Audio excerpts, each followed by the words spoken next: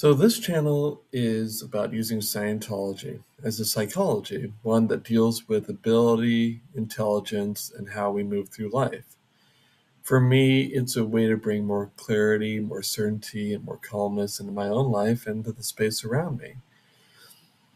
It's also about my journey toward becoming a Scientologist, and by that I mean someone who understands life and uses his technical skill to actually resolve the problems of living.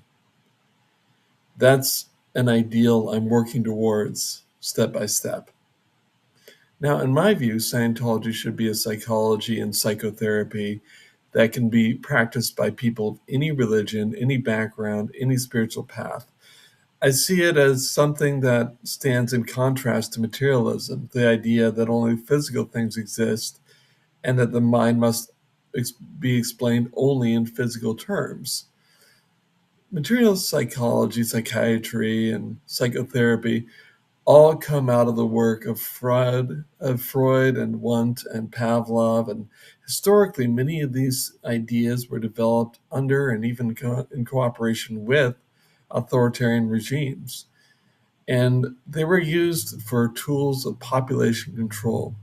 Because of that, I believe that antipsychotics, antidepressants, and other psychoactive drugs that came out of that framework should be banned.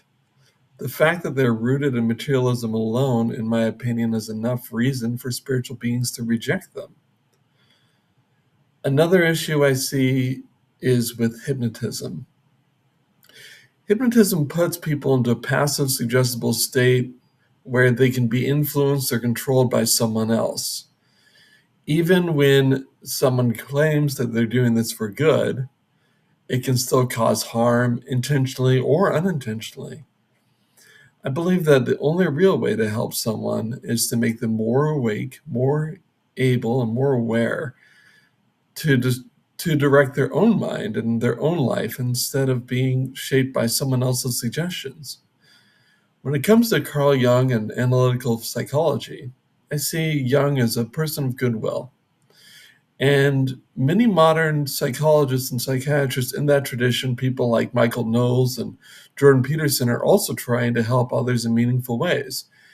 The challenge is that when we look at the mind, the spirit, and life itself, we're dealing with something incredibly difficult to trace back to a clear cause when they're looking at it. And traditional psychology tends to focus on effects and not on the true source. Scientology starts with a different premise, that it is possible to know the mind, the spirit, and life. And because of that, I believe that these individuals would benefit greatly from incorporating Scientology into their work. If you want to explore this idea or start exploring it, there's a book course linked in the description called Scientology: The Fundamentals of Thought, and it's a solid introduction to these principles. You may have noticed that comments are turned off on this video. I do that so anyone who wants help or wants to talk can reach out to me directly by email without being discouraged by negativity, bias, or personal attacks from others. If you found this valuable, please like and subscribe and turn on notifications so we can continue growing this channel. Thanks for watching, and bye for now.